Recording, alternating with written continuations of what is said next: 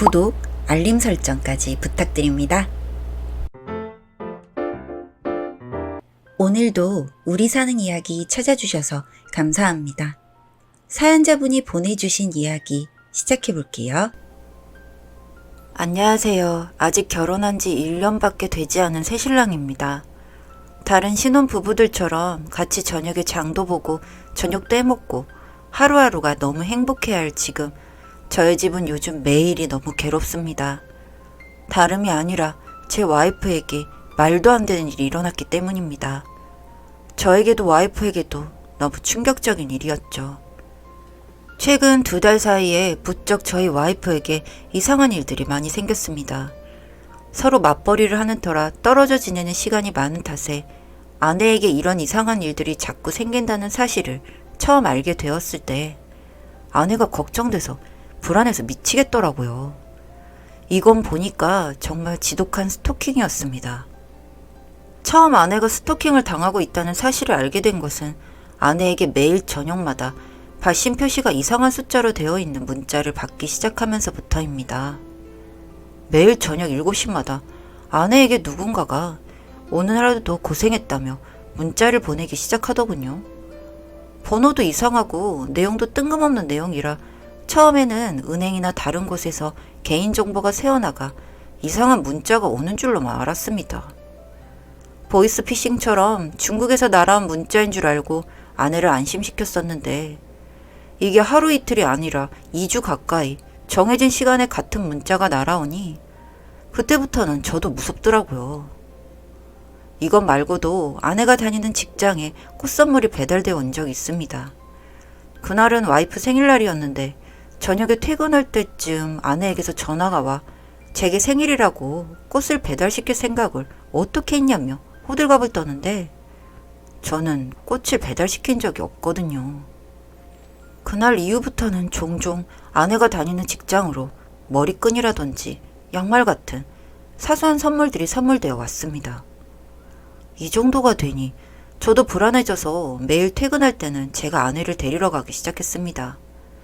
서로 직장이 조금 거리가 있었지만 거의 대부분 제가 아내를 직접 데리러 갔고 그 와중에 아내가 다니는 직장 주차장에서 낯선 남자를 보았습니다. 제 차가 주차장에 들어가며 언뜻 봤지만 후드를 눌러쓰고 직원들이 나오는 모습을 유심히 보던 사람이었고 제 차가 들어가면서 그 남자는 사라졌지만 분명 저는 그 남자를 보면서 왠지 아내를 스토킹하는 사람이 저 사람일 것 같다는 생각이 들었습니다. 그래서 전 황급히 아내를 태우고 주차장을 빠져나오면서 그 길로 경찰에 신고를 했습니다. 제가 더 이상은 너무 불안해서 신고를 하지 않고선 안 되겠더라고요. 112에 전화를 걸어 신고를 하니 경찰이 구체적으로 금전이나 신체에 발생한 피해가 있냐고 묻더군요. 그건 아니라고 하니 확인해보겠다고 대답은 하지만 저는 경찰로는 해결이 되지 않겠다라고 생각을 했습니다.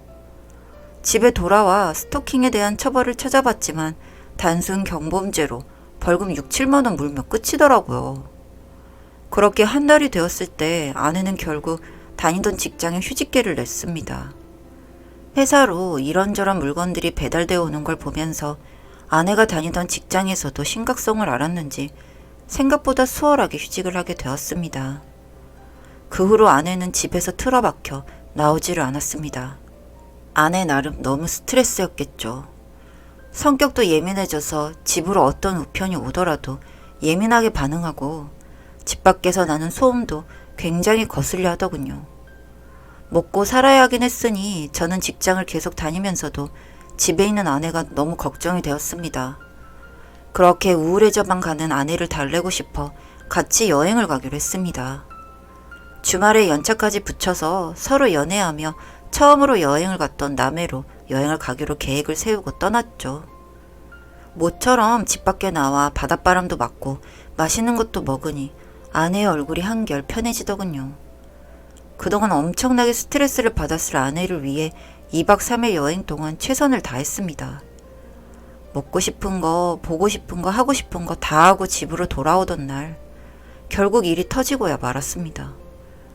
세상에, 며칠 만에 돌아온 집은 누가 헤집어 놓은 것처럼 서랍들이 다 열려 있더군요. 처음에는 도둑인가 싶어서 집을 살펴보는데 이상하게도 집은 서랍들이 모두 열려있다 뿐이지 전혀 어질러지거나 부서진 물건 없이 깨끗했습니다. 다만 아내 옷장에서 옷이 몇 벌 사라진 걸 제외하면 말이죠. 아내는 그걸 알고는 거의 경기를 일으켰습니다.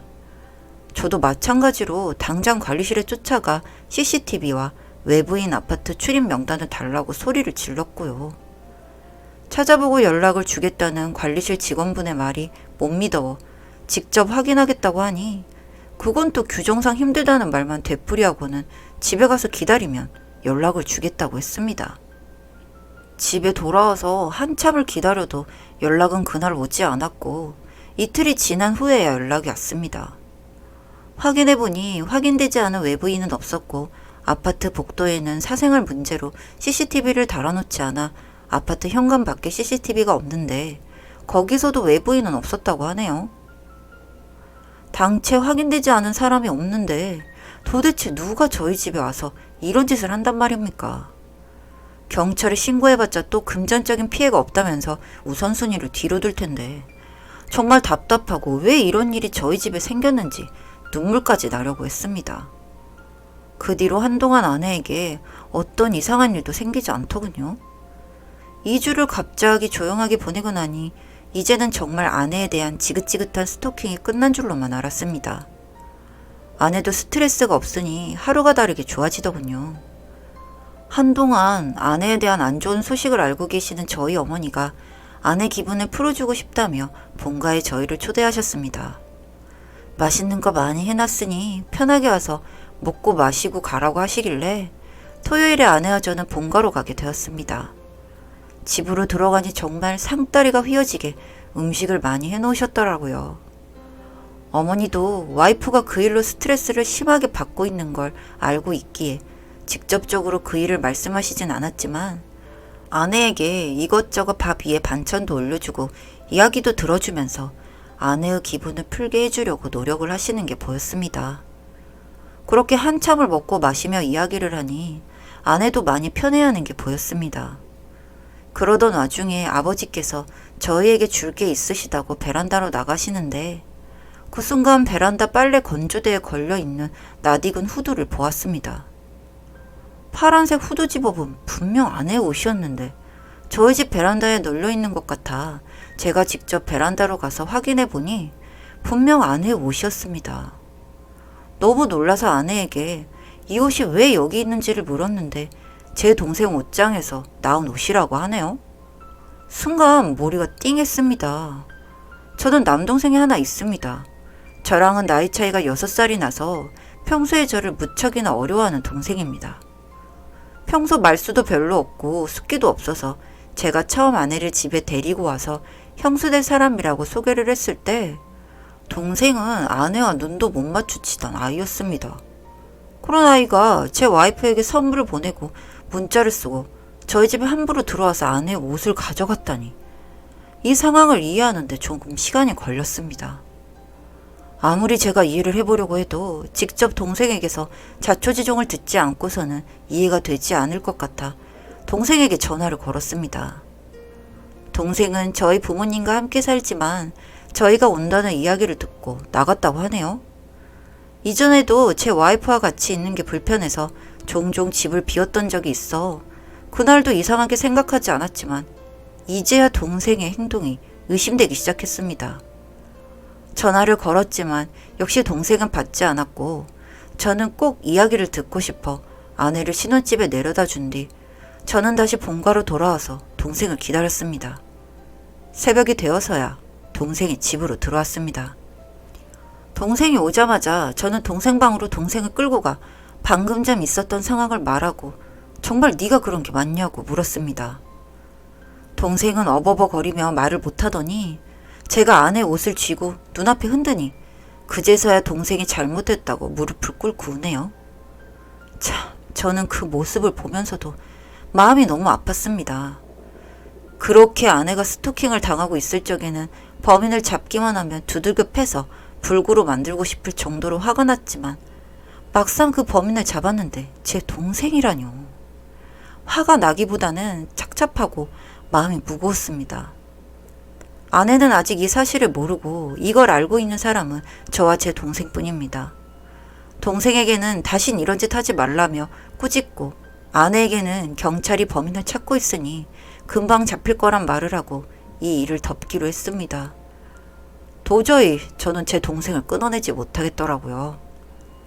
다행이라고 해야 하는 건지 모르겠지만 그 이후로 몇 개월이 더 지났지만 어떤 일도 없었습니다. 아내는 다시 복직했고 그때의 상처를 조금은 극복한 듯이 보이고요. 제 동생은 그날 이후로 이젠 저에게 모습을 보여주지 않게 되었고 결국에는 부모님께 말씀드려서 독립을 하겠다고 했다는 겁니다. 그래서 그렇게 전 하루하루를 보내고 있습니다. 그 범인이 제 동생이라는 게, 그리고 하필 대상이 제 와이프였다는 게 도대체 어떤 마음을 먹고 그런 짓을 저지른 건지 물어보고 싶지만 대답이 두려워 묻지도 못하고 있습니다. 제 와이프를 정말 사랑해서였는지 아니면 다른 이유가 있었는지. 나중에서야 어머니께 들은 말로는 동생이 그동안 우울증 약을 복용하고 있었다는 이야기였는데 앞으로 어떻게 해야 할지 모르겠습니다. 현재 상황으로 보면 동생은 부모님에게도 거의 생존 연락만 해올 뿐 잠적 수준으로 몸을 숨겼다고 하는데 참 미칠 노릇이네요. 제 이야기를 들어주신 분들 계시다면 부디 좋은 의견 부탁드립니다. 사연은 여기까지였고요. 우리 사는 이야기 시청해주셔서 감사합니다.